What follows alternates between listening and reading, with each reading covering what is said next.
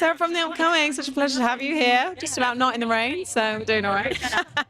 Can you give us a brief intro to this movie they're coming in to see tonight? What can they expect? Sure, 100 Nights of Hero. Really excited for everyone to see it. If you guys have seen The Favorite, you've seen Poor Things, has a little bit of that sort of multi-tone element. It's a period drama, but it's not really in a period. We're not really sure when it is. It's a bit of a fantasy as well. It has a little bit of Princess Bride in it, has a bit of the quirkiness of Wes Anderson. It's really fun, and the reason we were all attracted to it is because it is fresh. We don't feel that we have seen it many times before, but that makes it something that we can't compare exactly to something else, and that's okay.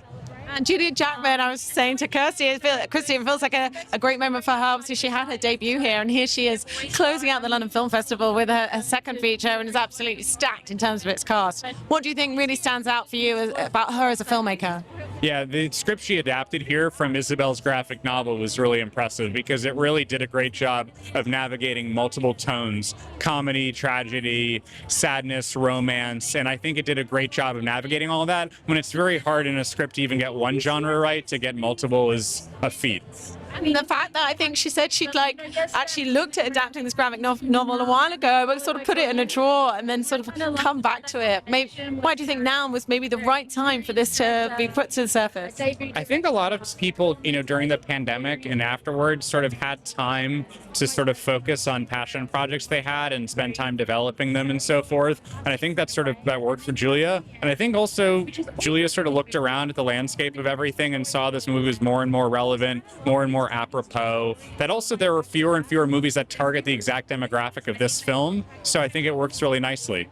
And tell us about this absolute A-list cast from Nicholas, Emma Corrin, and then of course I think a lot of music fans sort of been allured into it because of Charli XCX. Was this like a dream cast of Julia's? This was definitely a dream cast. The idea was that we had this very young, sexy movie, and it's very steamy, and we also felt the cast should sort of reflect that and be like a young, sexy cast. But we also felt like it shouldn't be young with people that we've seen in everything already. One of the people that we felt like were like the rising stars of the film industry, people that some people might recognize, some people might know their name, but not everybody, and that maybe in 5 years everyone will know who they are. So even in just the past year of filming it, more people know Nick Galitzine than they did before. More people know Emma Corrin than they did before. Micah Monroe's Long Legs really blew up for her. So we're really trying to get these actors on the up and up in a way that felt fresh and not like we're casting everyone that is the usual suspects. And tell us from a producer's perspective, not working with a huge budget, but it feels like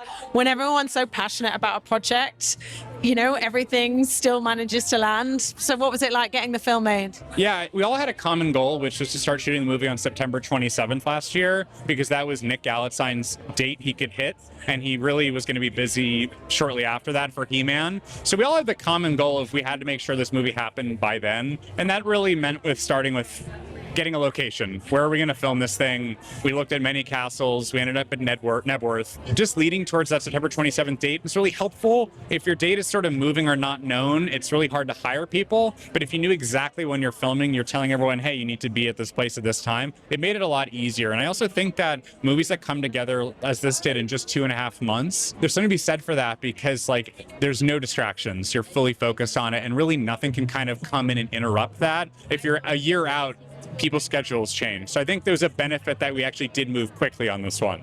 Favorite moment on set in the filming of it, or when you watch it back now? Favorite scene?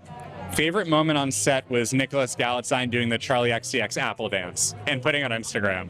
I actually don't know it. I think I'm just saying too old and grandma, but can you do it too? No, it also involves an editing technique on Instagram that I don't really know how to do, but that was a highlight.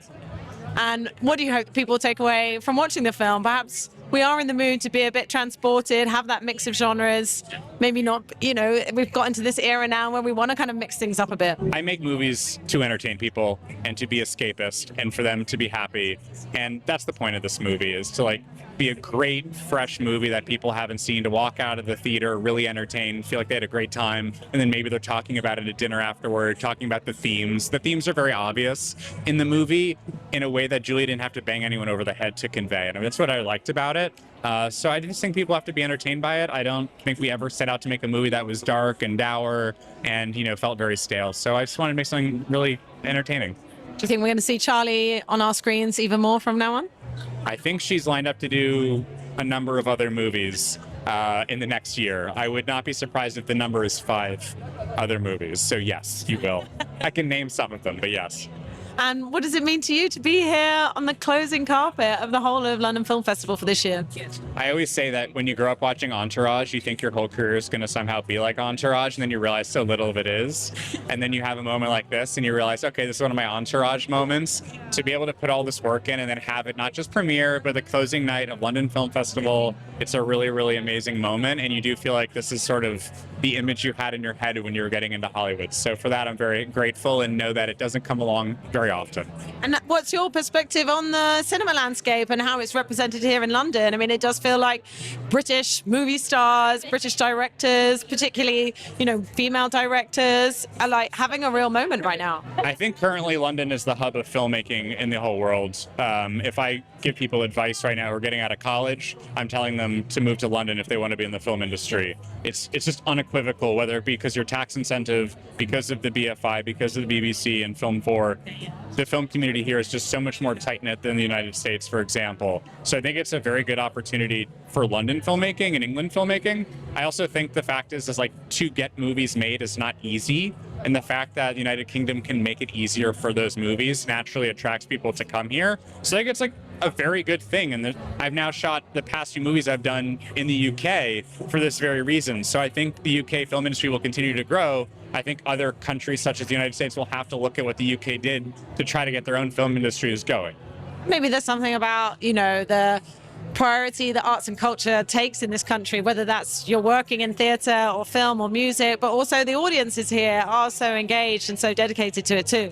That's absolutely correct. It does feel like the United Kingdom has a number of cinephile audiences that are very dedicated film-going group. And you watch certain movies that come out here like The Salt Path, and they make $10, $15, $20 million in the box office here. But they come out in the US, $0. And it does feel like there's a theater-going audience here that has a certain dedication to independent films that other countries don't have.